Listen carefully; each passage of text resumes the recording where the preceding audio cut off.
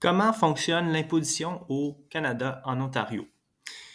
Eh bien, en Ontario et au Canada, nous avons ce qu'on appelle une taxation progressive, c'est-à-dire que plus que tu gagnes de l'argent, plus que tu es taxé.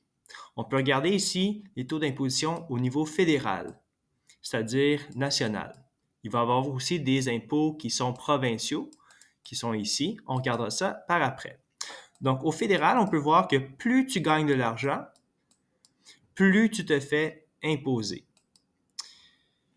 Alors, comment calcule-t-on le montant d'impôt que tu auras à payer? Bien, on peut aller sur les calculatrices en ligne qui vont faire les calculs pour toi. On sélectionne Ontario et on peut mettre ici, disons que tu gagnes 100 000 cette année-là. On clique Calculer et ça va te calculer le montant d'impôt total à payer qui va être juste ici. C'est 26 880 d'impôt à payer au total. Et donc, tu vas avoir un revenu net après impôt de 73 120 Alors, comment ce nombre-là est-il calculé? Ça vient de où? C'est très simple. Ça utilise les tables de calcul ici. Donc, les premiers 50 000 sont imposés à 15 Ensuite, si tu fais de l'argent plus que 50 000, mais moins que 100 000, ce montant excédentaire à 50 000 va être taxé un peu plus, donc à 20 et puis ainsi de suite. Donc, je peux montrer un calcul ici. Disons que quelqu'un gagne 100 000 Comment on peut utiliser le tableau pour calculer le taux d'imposition?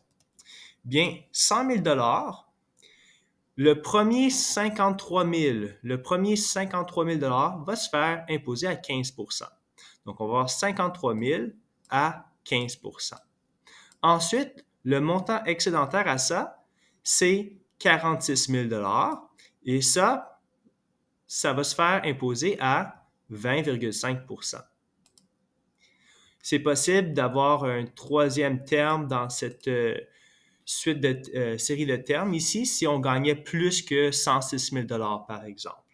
Donc, on pourrait avoir une partie qui est taxée à 15 une partie à taxée à 20 et possiblement, si on gagne 110 000 on aurait une petite partie taxée à 26 Alors, on fait 20 de ça. Ça nous donne l'impôt pour cette tranche. L'impôt de ça, maintenant, ça donne 8 000. Ça fait le total ici de 17 565 à payer en impôt au fédéral. Et on peut calculer le salaire net en faisant ton salaire moins l'impôt à payer qui te donne ton salaire net. Cependant, ces calculs sont faits seulement avec l'impôt au fédéral. Bien sûr, il faudrait faire la même chose qu'ici pour la table d'impôts provinciaux.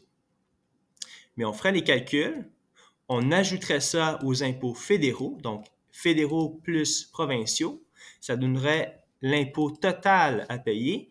Et si on faisait moins l'impôt provincial, on va obtenir notre réponse finale que le site calcule qui est ici, de 26 000 et puis un salaire net de 73 000. Une question maintenant. Est-il mieux de gagner 100 000 une année et puis zéro l'autre ou 50 000 chaque année? Essayons les calculs. 100 000 il va nous rester 73 120. Et puis ici, si on gagne 0 on aurait 0. Si plutôt on gagne 50 000, notre revenu net après impôt, ça va être de 34 417.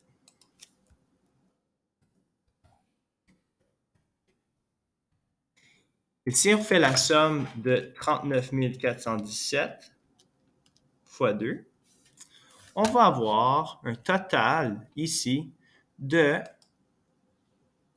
78 834. Donc, on peut voir qu'il est plus avantageux de répartir ces gains sur plusieurs années de façon uniforme plutôt que d'avoir des pics, des spikes en termes de revenus. Donc, c'est plus avantageux d'avoir un revenu équilibré à travers les années. Merci.